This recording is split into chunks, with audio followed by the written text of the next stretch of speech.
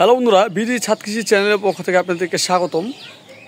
তো এখানে দেখতেই পাচ্ছেন একটি ফুলে আর একটা গাছ। এই গাছ থেকে আজকে আমি একটি ফল ছিঁড়ে নিয়েছি। দেখুন, এই হচ্ছে শিরা চিহ্ন, দেখুন আপনারা লক্ষ্য করুন। এই হচ্ছে সেই ফলটি। এই ফলটিকে আমি এই ছুরির সাহায্যে কেটে আজকে আমি দেখাবো যে এই ফলটি কী পরিমাণ লাল হতে পারে এই বর্ষার মধ্যে। কারণ বর্ষার সময় সাধারণত গাছে নানান ধরনের পোকায় আক্রমণ করে থাকে।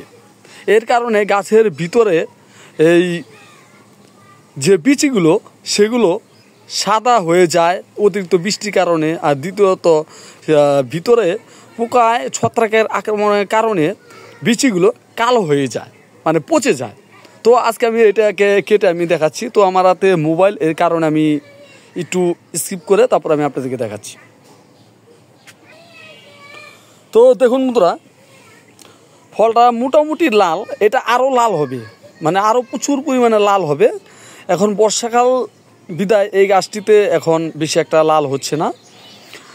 তো আপনারা এই ফুলের আরেকটা গাছ সাধারণত আপনারা প্রত্যেকটি বাসায় এই ধরনের একটি গাছ আপনারা রাখতে পারেন, কারণ এই ফুলের একটা গাছে প্রচুর শক্তি একটি গাছ।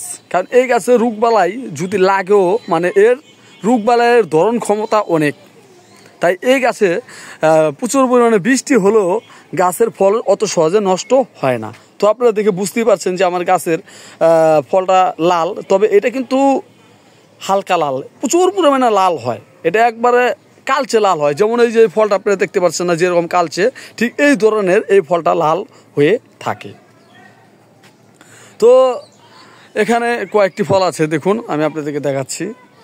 আর এই ফুলের একটা গাছে প্রচুর পরিমাণে ফল আসে, দেখুন আপনারা লক্ষ্য করুন। আমি এখান থেকে এই ডালগুলো সম্পূর্ণ কেটে দিব, কারণ যেহেতু এখন জুলাই মাস সামনে চলে আসতেছে।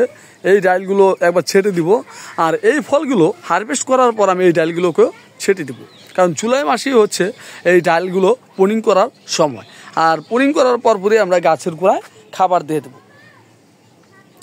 এই হচ্ছে বন্ধুরা, যদি ভিডিওটি ভালো লাগে থাকে অবশ্যই চ্যানেলটি সাবস্ক্রাইব করে রাখবেন। আর অবশ্যই আপনারা একটি বেদানা গাছ আপনার বাসায় রোপণ করার চেষ্টা করবেন। এই বলে আজকের মতন বিদায় নিচ্ছি।